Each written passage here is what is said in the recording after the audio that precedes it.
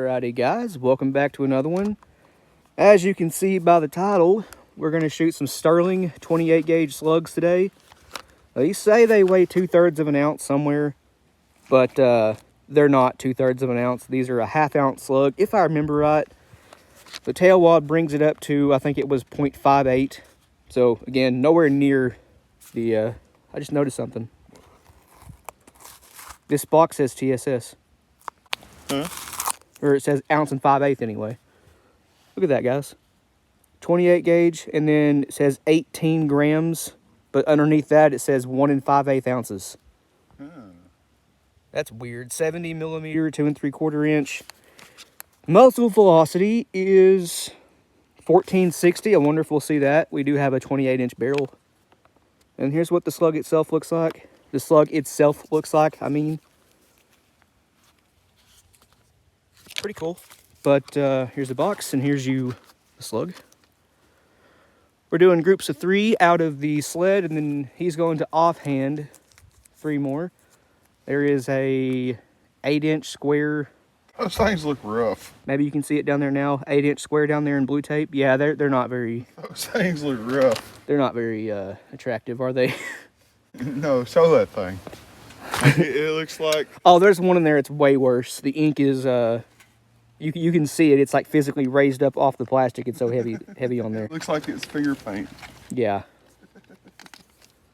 So, anyway, like we stamped them things. I can hear the powder rattle too. Man, I can't speak today. That's all right. You hold on to that one. Didn't read it.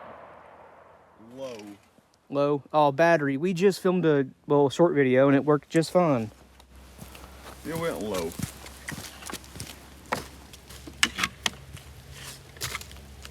Oh. No, back up, battery guys. Sorry.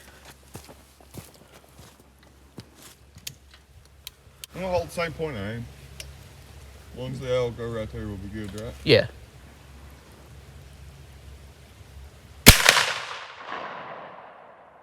Obviously, we're just using a bead sight too. Not too precise, but it'll get the job done. I don't see that one. I don't see the first one. Okay, they might. I think I see both of them. All right. That ain't, if I'm looking right. Oh, those things look cool. They're like a conical. Yeah. Again, it's a different slug than what it shows on the box. Not too different, but still. Did you do a breakdown on these? Yeah. These were sent to us by Graham, so thanks, Graham. Sorry it took so long. Alrighty. Those are loud, by the way. That's not bad at all. I see. Oh, it looks great. Don't get me wrong. It's black, but there's no chunks or nothing. Sorry, guys. I just bumped the crap out of the mic. It looks like you have, I don't know, a 3-inch spread. Yeah, something like that. 2-3 inches. That's not bad. Pattern low. Yeah, it does. Alrighty, well, let's walk down there and look at them. Actually, I want to see the hulls real quick, because these are, I don't trust sterling ammo. Yeah. I don't know. They don't look bad, but they definitely don't look normal. Okay, that one in the middle has some serious flow back. But that's what I mean. They don't. Could just be the gun. We really don't know. No, it ain't the gun. If you look at the bolt face on the gun, it's pretty. It's got a gouge missing out the bottom of it. Pull the firing pin back. Yeah. It's got a gouge in the bottom of the hole. I guess so. It is kind of big, too. Yeah, that's all that is. One of these was in a... they're all Shaddai hulls. Just one of them was a replacement because I ruined the original. Anyway, let's walk down there and have a look at it. Oh, ow. Alrighty, guys. Center to center from there to there is 4.5. It's even a cheater tape. Yeah, definitely 4.5. And from this one to this one, that's the other farthest. Call it 3.5. So that's actually pretty dang good for just a bead sight and a, probably not a very good 28 gauge slug. I call that a success. 2 of them are a little sideways. Yeah. But it don't matter. I was holding here and they were hitting here. So your best hope is, I don't know what, hold here? You want to try to get them inside of the box? I'll try. Let me put you a Bluetooth. Let's see here. Let's get scientific about this. Yeah. That is, oh good Lord. That's quite a bit of drop. Yeah, 12 to 14 inches, something like that. 10 to 14, my bad. I think I can do it. I'll put you square right here. And that should put you right in here. Right. The accuracy is good enough, I'd say, within 50 yards. But I was taking the bead and like making it look like it was laying center Right. at the top of the bead. If you know where, say, you're at 50 yards and you're getting ready to shoot a deer, if you know where, how much drop you have, I'd say these would totally get the job done within 50 yards. Past that, I probably wouldn't try it. It looks like the tail wad is getting ready to fall off of those right there through the paper. There you go, buddy. That should do it. We'll leave these holes here. Yep, just to compare. And we did this last time we shot 28 gauge slugs. We don't need to patch them holes. And I shot into Josh's group somehow. Made one really bad group out of two. That would have been decent. The Barton's gone and the snow's moved on. The dogwood blossom's not quite nigh yet, though. Well, buddy, I can't say the next words 'cause I don't feel that way about you, but it would be a shame to waste that flame, I guess. Yeah. You got the flame going up there. Yeah, smoke's barreling. Alrighty, sir, you are recording. Remember the sloppy ejector. I know it. Okay, guys. Extractor. Yeah, extractor. You gotta, I don't know if you can see it, you gotta kind of just lay it barely on the lip of the extractor there, and if not, the slug or the shell, I guess, will just fall into the chamber, and it's annoying. It's a nightmare. I thought this, well, everybody in the gun shop thought this was a 24 gauge because whenever the guy at the shop tried to drop a snap cap into the barrel, into the chamber, it kind of went right past the ejector. And this being IC or cylinder bore, he had a, you know, a universal choke measure thing, gauge, and it measured at 28 gauge cylinder bore, so we all in the shop thought it was a full choke 24 gauge. Nope, just a 28 with a worn out extractor, which don't make any sense because the rest of the gun is like... How much is that rig worth? This? Yeah. I paid $175 for it. That's what I know. What are they actually worth, it being a 28? And yeah, it's worth a good bit more than $175. If it was a 24 gauge, it'd be worth a lot more than a lot more. You know what I mean? But yeah. I typically see these older 28s for around $450 to $650. However, this Ira Johnson 32 gauge right here, the current amount of clams is $655. I typically see those around $800 to $1,200. Same with the 24s. They can reach about double what a 28 can do. So these small bores guys can get quite, they can take an arm and a leg. It was a good deal. They thought it was a 20 starting the pawn shop. That's the funny part. They thought it was just a 20. I got it pretty dang cheap. Got it home, figured out it wasn't really a 24 gauge. And then Josh bought it off of me, so it's his. Didn't they, though? They had it tagged as a 20? Yeah, it was tagged as a 20 gauge. It was. They had a couple of them guns. These come from an estate sale. So this is a 20/24/28 gauge. That's what I call it, too, my 20, 24, 28. Can you see that top point aim? Yeah, barely, but yes.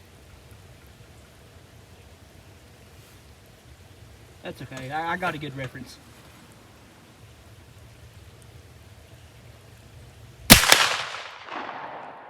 All right, that hit the bottom blue band. Yep, bottom blue in the square, and almost, you know, center. So. Oh. If you get it that easy, I swear I will not be happy. It just took me 15 minutes every time I've ever done that. Dang it.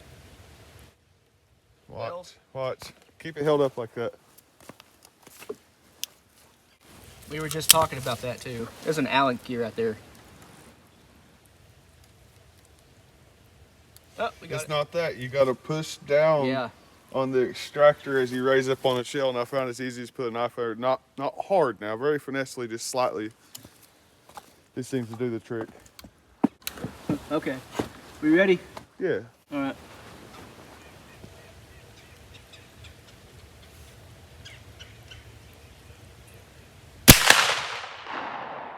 Right below it, but still really nice. Probably 2 inches away from it. Slightly right. Yeah, I got a good reference for point of aim. I can see the point of aim, and I'm using it as my like a center point, but I'm using the edges of the square Right. as my, you know, windage, so to speak.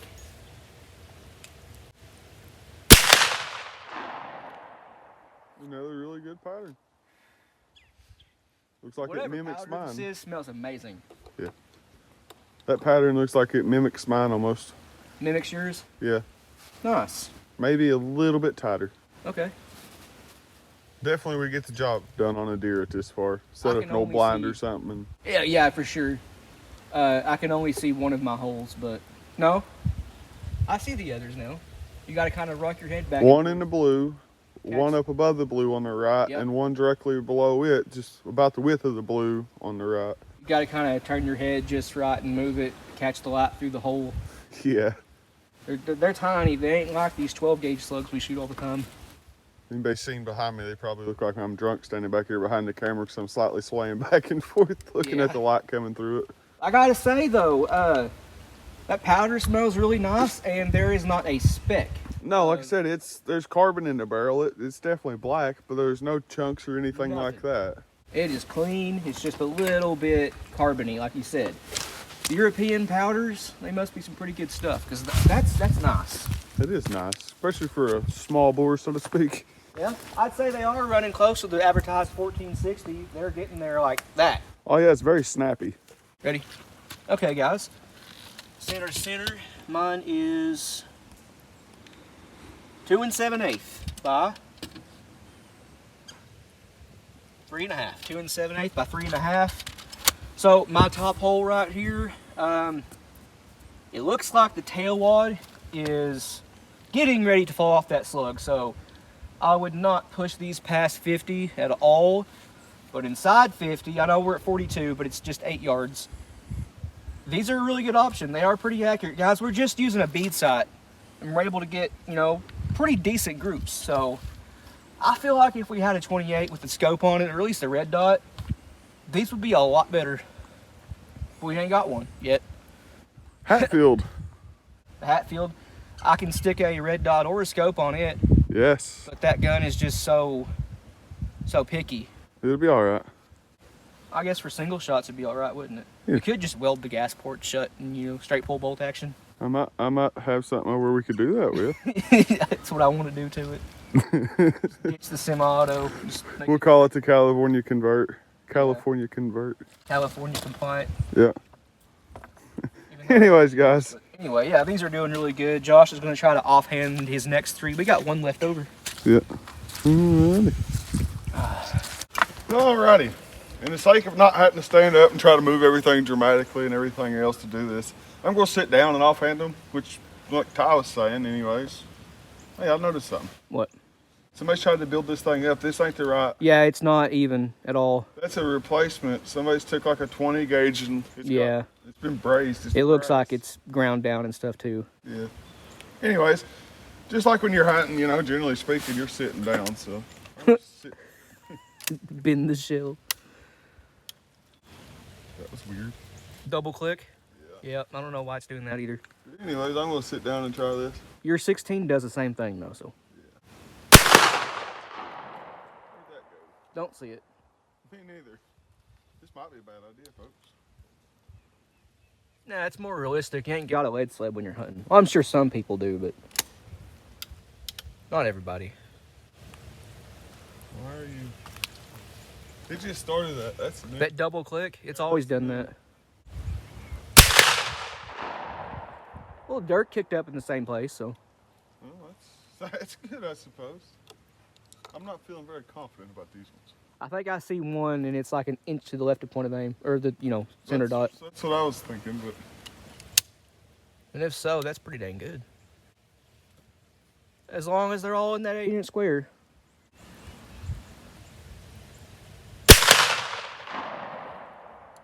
Dart kicked up in about the same spot every single time. It ain't doing it now. I've got something coming loose on the inside there. Could be. Feel it now. There's no double click to the hammer now. You ain't feeling both stages of it. See what I mean? Yeah, it's going. That's what I'm saying. That ain't normal. I've got something walking on the inside of it, a spring binding or something. Yeah, there's a screw, like, can you guys see this? There's a screw, oh, about right here in this area. I don't know exactly what it does. I think it's, the, lug inside there. Yeah. It could just be screw in there loose.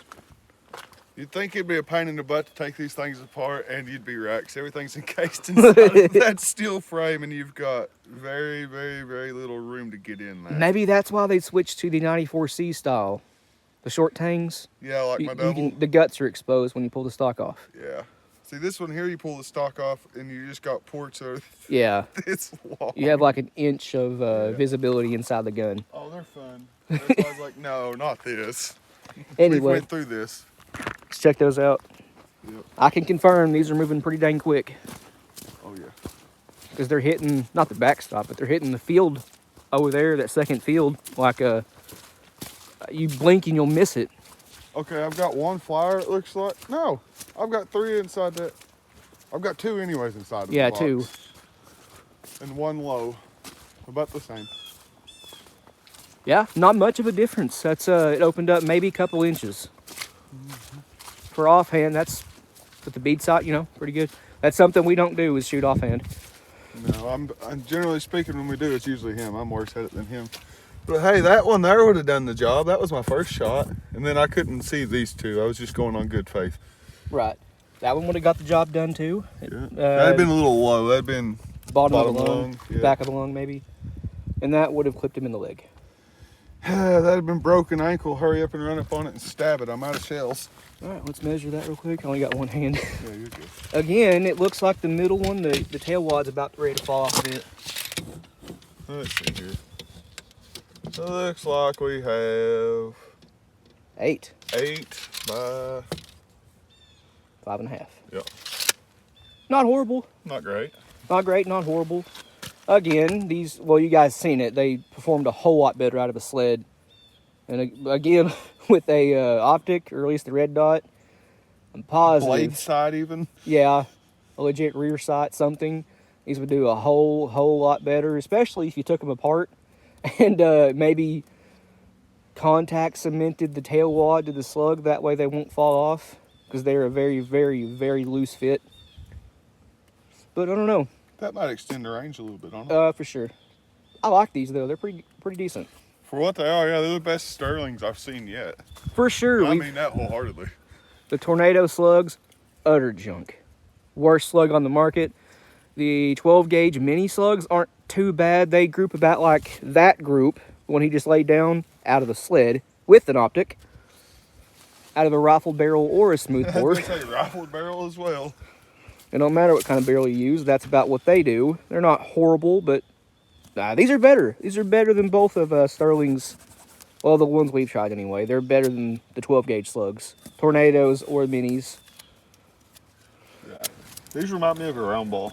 If Sterling would just make their slug fit the tail wad a little bit, well, a lot better. Let's be honest. They need to up their tolerances a little They bit. need to up their quality control. Yeah, that's what I was meaning about tolerances. Yeah. Maybe you don't put a 16 gauge Foster slug in a 12 gauge target wad. That's not nose heavy. The slug is not nose heavy and paper thin. Maybe you don't do that. Maybe it'd be better. Probably help. At least make the slug nose heavy. Is that 4th slug still down here? Yep. Okay. You want to shoot something with it? I was thinking about trying that plate out there, although I know I'll never hit it. Hey, you never know. Let's do it. Where's it at? The 4th slug? Yeah. Laying up here on the sled. On the sled. Oh, do you want it or me? You can.